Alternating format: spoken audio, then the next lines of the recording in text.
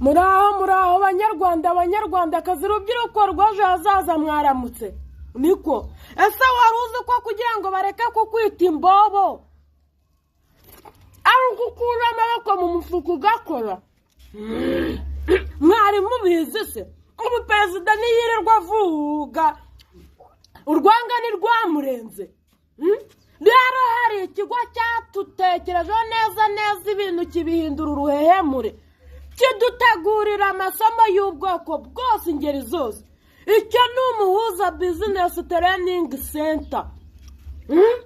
nikikwigisha gukora ibintu bijyanye n'amafarine byose ukabimenya amapiza amakeke amajogarafi bakwigisha gukora editingi gufata video gukora amavideo amasabune y'ubwoko bwose bafitiye n'amacumbi